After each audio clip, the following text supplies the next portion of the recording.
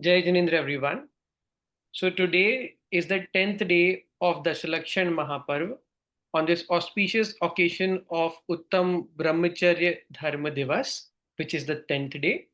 Today, we are very privileged to have Sayyam Bhaiya here with us.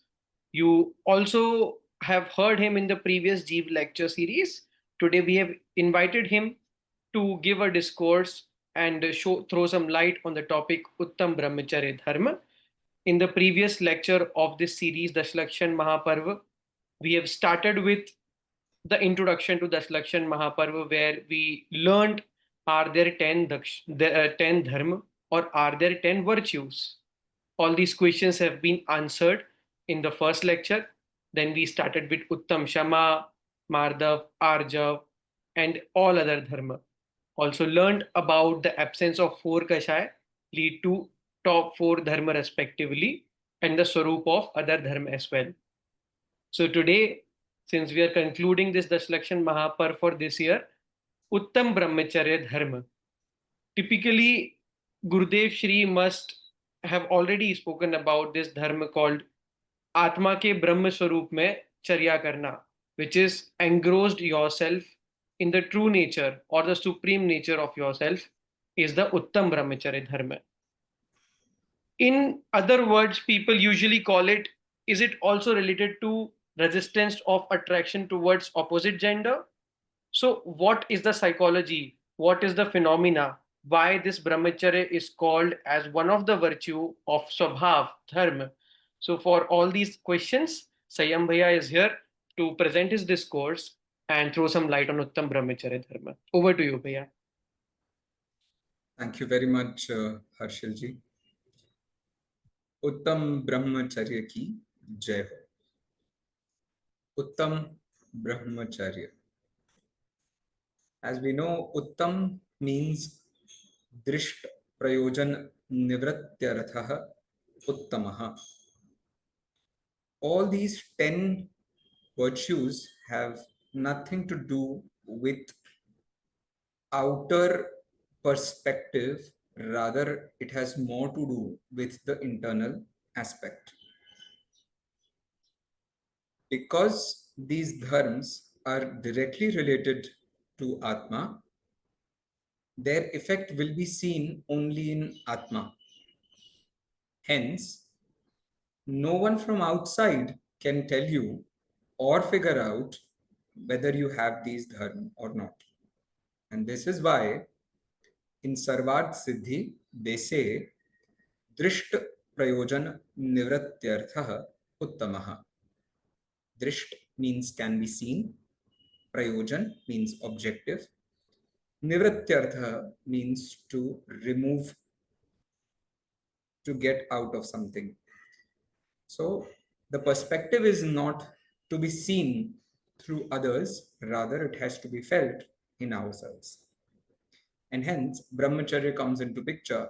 Brahmacharya means Brahma ne Charya. Hence Uttam is Brahmacharya and Brahmacharya is Uttam. Because Brahmacharya has nothing to do with outer worldly aspects, rather it has a lot to do with yourself. Like Siddha Bhagwan is considered the greatest brahmachari. If this is true, then he doesn't have a body in order to have a perspective where others are important. But if for you others are very important, sex is very important, gender is very important, anything outer worldly is very important, you're very, very, very far from brahmacharya. Why? Because it has nothing to do with others. Actually, in the world, we don't do anything for anybody. We actually do it for them. So if we say that you should not be involved in 7 vyasan, we actually not mean sapt vyasan. We mean the intensified feelings that we have towards others, we should not have it. And when it goes to vrat, we should renounce this, we should renounce that, we should renounce food, we should renounce clothes. We actually don't mean to renounce these outerly things. We actually mean that going inside us or trying to understand what we are and how we can be happy, that is the only way by which we explain it. So that's why Harshal ji has rightly asked the question whether this has to do anything with the outerly aspects. So yes and no. Yes, because if you have that, if you have a perspective where you enjoy such worldly possessions and indulgences, you will definitely you are definitely not brahmachari. But if you are beyond it, then only you can think of being brahmachari. All right, we have got a little write up for brahmacharya. Let's start from there. So, supreme celibacy, self engrossment, is called as Uttam Brahmacharya.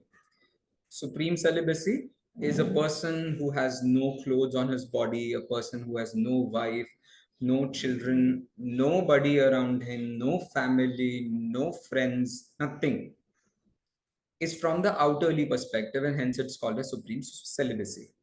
But it has nothing to do with outside, as we have discussed earlier. It is all about self engrossment, so which is an internal aspect. So, externally speaking, it is called as supreme celibacy. Internally speaking, the same thing is called as self engrossment. So, imagine a person who was extremely hungry. So, whatever came in front of him, he started to eating it. So, he did not think about what food he is eating. He did not think about what will happen with this food. He did not think about who is giving the food. No, he just digged in. Now, the impact of that food will be shown tomorrow morning when he will go one hand on lota to for being relieved, for freshening up. Then he'll understand that whatever happened around me, I was getting affected by it. Now, once that affection was too much, I was really feeling hungry. I was feeling very much uh, interested in food. And then when I started to go inside me, I started doing haste. Jaldi se atma mein jana hai. Very quickly, I want to know the soul. I very quickly want to go inside the soul. I very quickly want to engross myself into the soul. But that will have repercussions. That will have bad impact on life. Maybe then you would consider others idiot because you are inside the soul and others are not. Then you will consider yourself as the most supreme being. Then you will consider this activity to be the purest form and rest all the other activities to be useless. But that's not the case. So even if you were very hungry, unless you understood what you are eating, how you are eating, how is it being served to you, that food is not going to help you. It is not going to relieve your bowel properly. Rather, it may hurt your anus. In the same way, brahmacharya is not just about a decision, a quick decision that I should not have anything in anybody around me. I don't want a guru in my life. I don't want a mother, father in my life. I don't want anybody in my life. Even I don't want the body with me. This haste is not going to help you. Hence, a person who understands this, who understands that these were not my villains. I was the villain who was thinking that attaching myself with these things is going to give me happiness, is going to give me benefits in life. Sometimes we think of present benefits, sometimes we think of future benefits, but both of them are idiocy. So it says, when all attachments to the senses are forsaken and I become wholly engrossed in pure self, I awaken the highest bliss of supreme brahmacharya.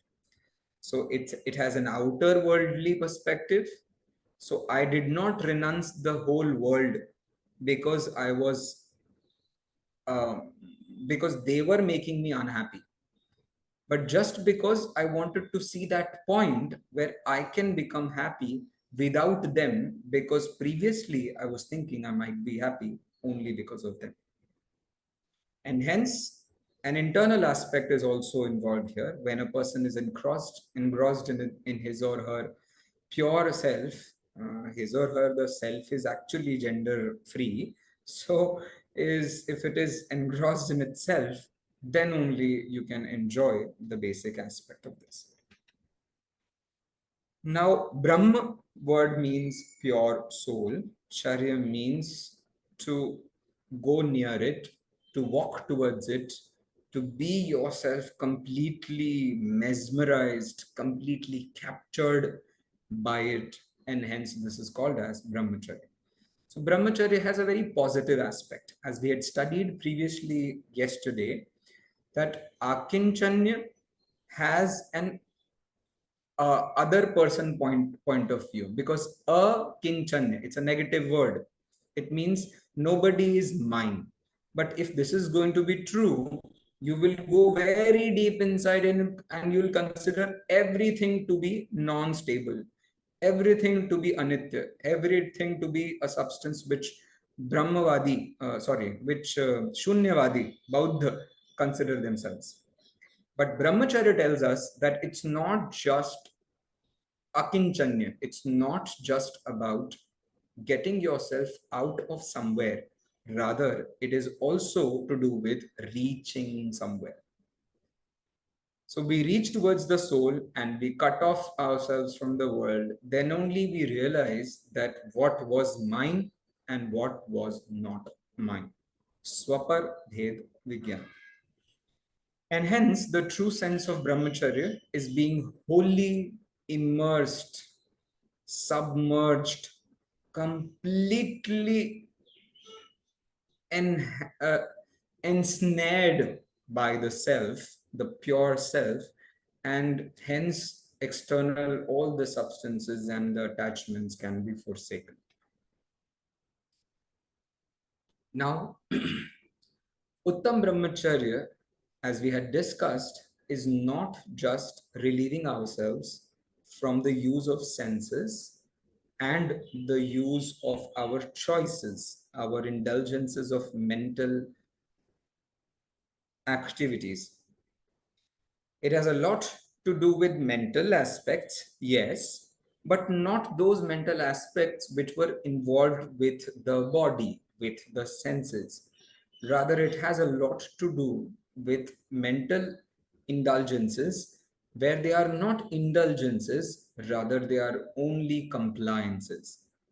And this is why it says Brahmacharya means सहज रूप से अपनी आत्मा को जानना. उत्तम ब्रह्मचर्य जग जाना. What are those lines? उत्तम ब्रह्मचर्य जग जाना. Sorry, I forgot that. All right. Brahmacharya is something where the whole world thinks that this person is detached, but you should think that you are engrossed. You should know that you are not detached from the world. Detachment is a bad thing. You should not get detached from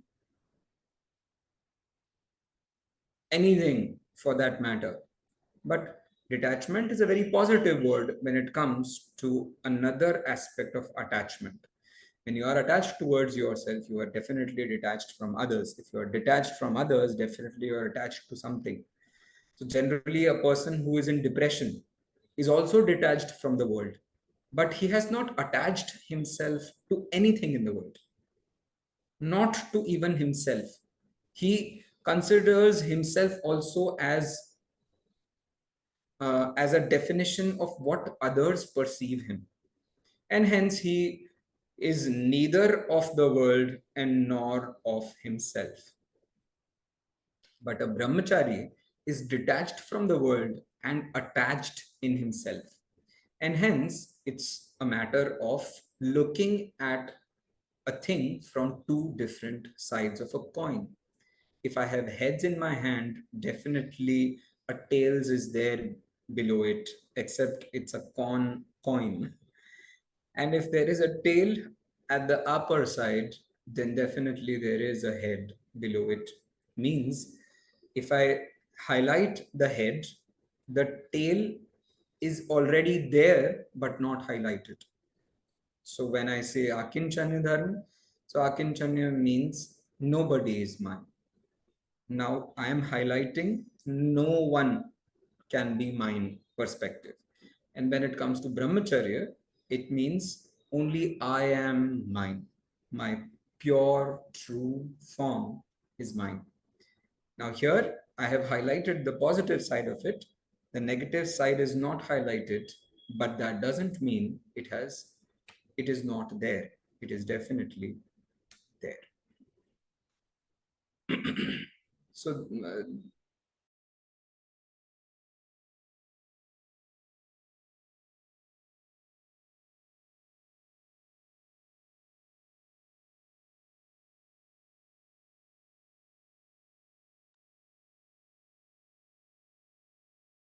Tembe, there is something issue with the network, I guess.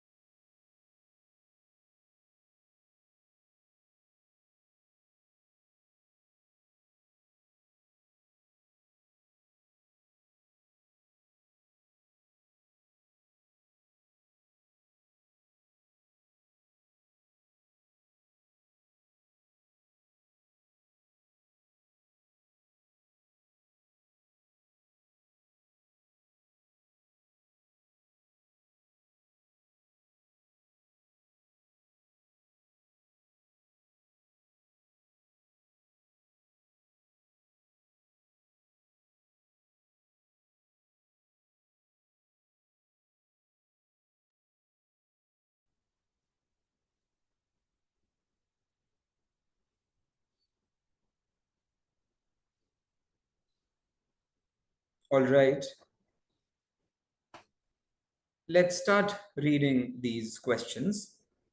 So it says, can someone without right belief be considered a true brahmachari? As we had discussed previously, in the example where a person was really very too much hungry, and then he did not understand what food he was eating, and in haste, he ate a lot. Hence, he doesn't understand what he or she is eating, what he or she is having. So it's very important that you first understand what you are eating, how you are eating. Similarly, you should understand whom you are getting engrossed into. Are you getting engrossed into a self which is worldly in nature, a self which has a lot of needs in the world, a self who is very much excited with the things around you, or you are getting a self where whatever is happening with you, you are aware of it. You also know of the attachments you have, and you also know the self pure soul where you are. So the answer says no. True brahmacharya requires right belief and detachment from sensory pleasures. Else you will consider um, befitting yourself in your sensory pleasures.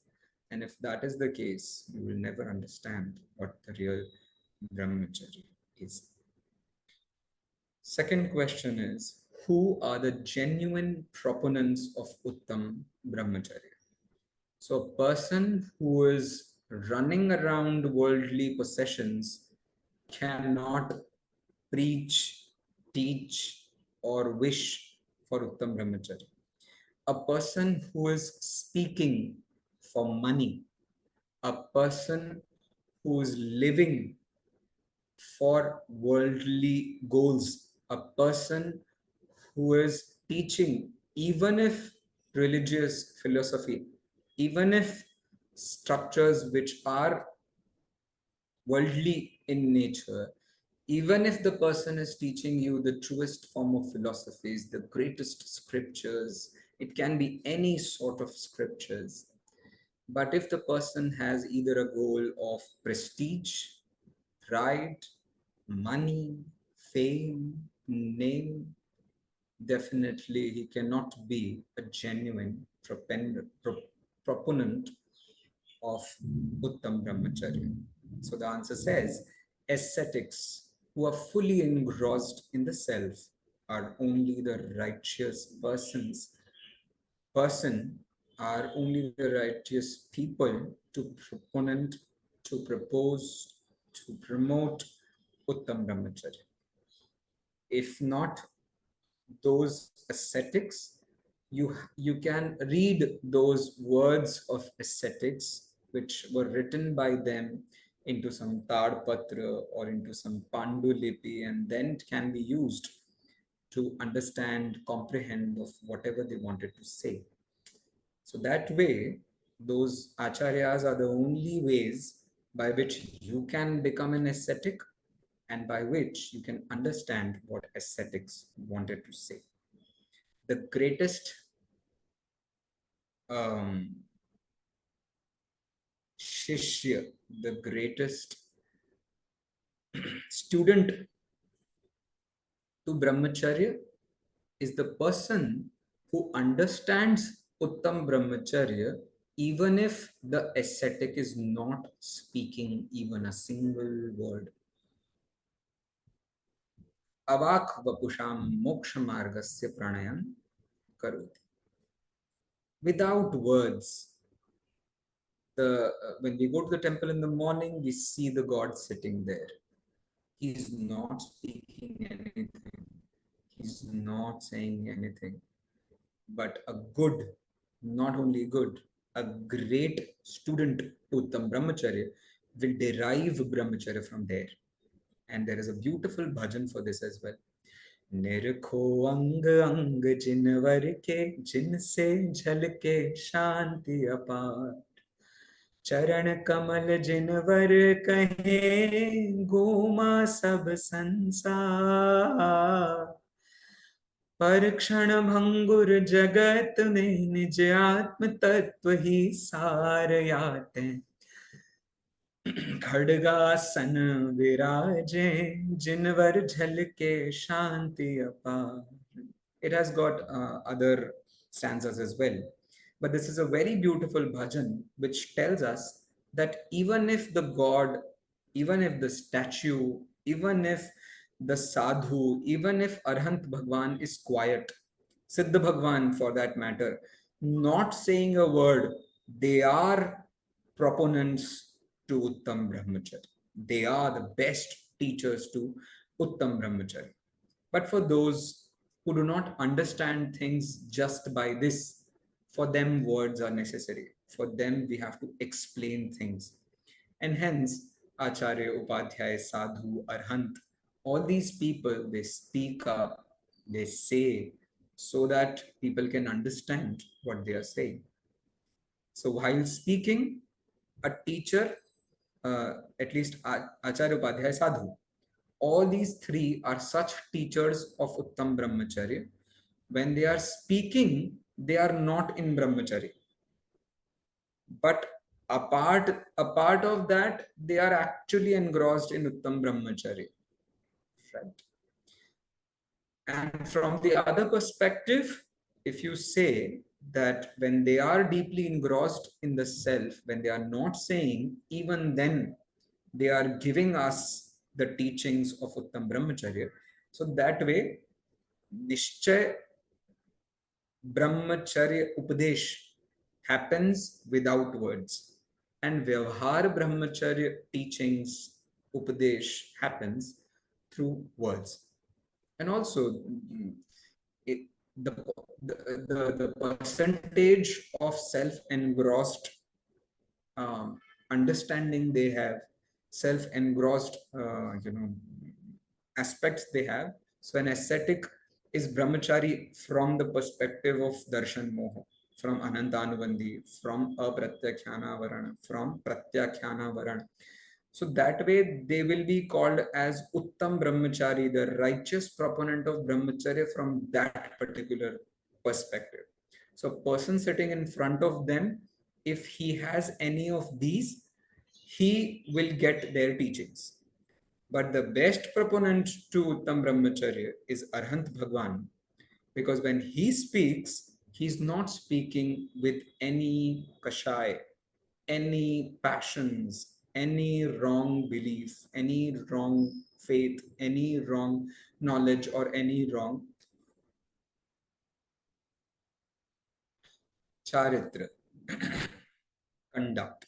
So that way, the righteous proponent, the topmost proponent to Brahmacharya is Arhant Bhagwan. All others, they actually follow him, and hence they also become the proponents of Uttam Brahmacharya.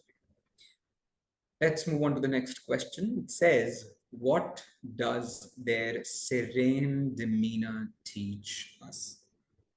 By looking at ascetics, what do we learn? What do we understand? So Arhant Bhagwan is also called as an ascetic. He's called the Uttam, greatest ascetic, and others are also called as ascetics. So they also have a place in it, just because they are following the same person and actually in the same path of becoming an arhant. So, what does their demeanor teach us? What does their, you know, ambiance teach us? What does their aura teaches us? So the answer says it reveals the genuine happiness that lies within. The happiness that lives inside us is being revealed by them. So the amount and percentage of happiness they have, they can share that amount of happiness to us.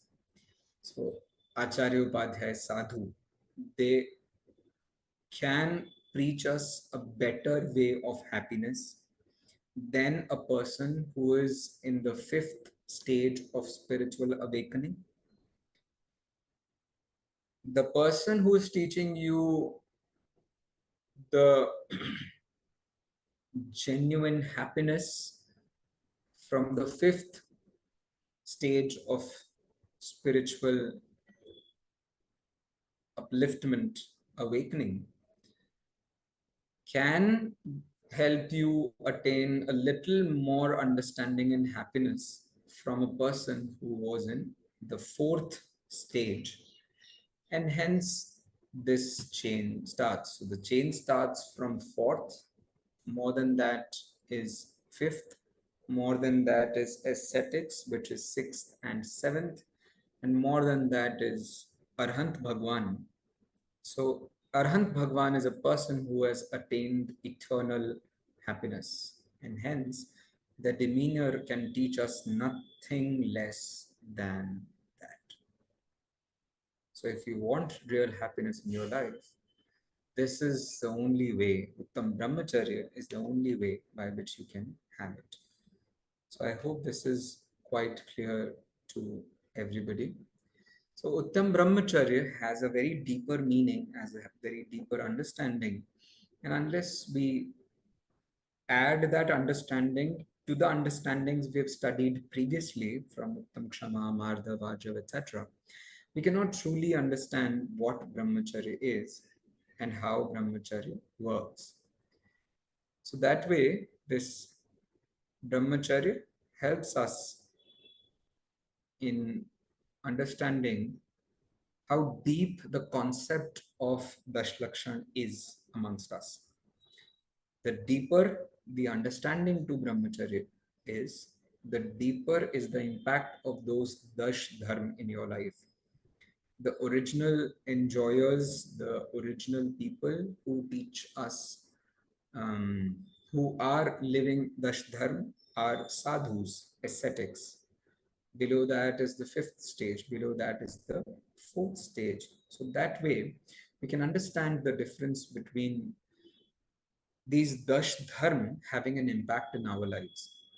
So their impact can vary from a very little percentage to a little higher percentage to a very higher amount of percentage.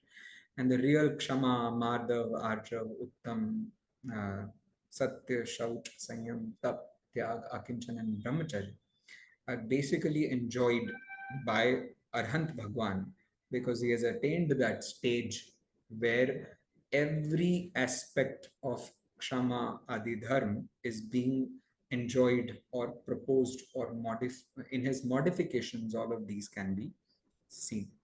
So that way, this DasLakshan Dharma, I hope you enjoyed these DasLakshan Dharmas with JEEV.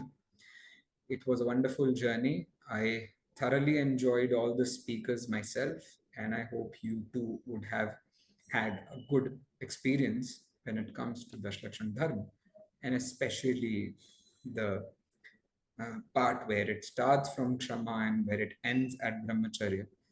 If you do not understand Brahmacharya, you will not understand Kshama. If you don't understand Kshama, you will never understand Brahmacharya. So that way, these are not 10 things, rather, these are only the 10 ways of understanding that one thing, which is called as Dharma. Thank you, Arshil. Thank you, Jeev. Thank you so much, Sayam Bhaiya. It was really a very short and precise lecture of 30 minutes explaining the entire concept of self engrossment, celibacy, Uttam Brahmacharya. So yes, as we started with this phrase, Atma ke Brahma Swarup mein Charya karna, veh Brahmacharya, Sayam Bhaiya has covered the entire phases of this phrase, taking it from the PDF and through some shloks, which he mentioned in the start of the lecture. So this is the entire concept which we wanted to let you guys know about the DasLakshan Mahaparva. Also, we started with introduction where we discussed about entire 10 DasLakshan Dharma at a glance, followed by each dharma going inside and inside. And very happy that we have successfully completed this series, entire series. As discussed through an example in the first lecture, that there is only one swabhav, one dharma, and there are 10 virtues, kind of windows or lakshan in Hindi, which we call it. And through those 10 virtues, you come to know your own swabhav. When people say that these 10 lakshan, 10 virtues can be only done, can only be seen in Muniraj, in the sixth and seventh Gunisthan, but these are the true nature of the soul, which are present in me, in Sayam Bhaiya, in every of the listener, everyone who is listening, in every soul, taking it from Nigod, Narak, Triyansh, Manushya, and even Siddha Bhagwan. Only the difference is the Pragat Dasha or the uh, which we see and which we can't see. As mentioned in several scriptures, Mokshmar Prakashak, about there is sunlight, only because of the presence of heavy clouds, we can see only darkness in the land. But that the presence is there, the sunlight is there. Only the thing is, it is there because of the karmic bondage, because of all those vikari bhav. We couldn't understand that it is there or not. So, Mam Swarup hai Siddha Saman, and every soul is equal. Even Nigod's soul has a similar potential which I have, my soul, and even Kevali Bhagwan soul. So this is the whole concept which we need to present in front of you all. And if you have any queries related to Uttam Brahmacharya or any other of the topic, you can comment on this video. We will help you to connect with our expert Sayyam Bhaiya for this topic. And if any other queries you do have, please reach out to us through our email ID. And very thankful to conclude this lecture. Bhaiya, we can proceed with Jinmani Stuti. सहजानन्दे शुद्धस्वरूपे अविनाशी हूँ आत्मस्वरूप सहजानन्दे शुद्धस्वरूपे अविनाशी हूँ आत्मा स्वरूप सहजानंद शुद्ध स्वरूपी अविनाशी हूँ आत्मा स्वरूप 9 times Ramu.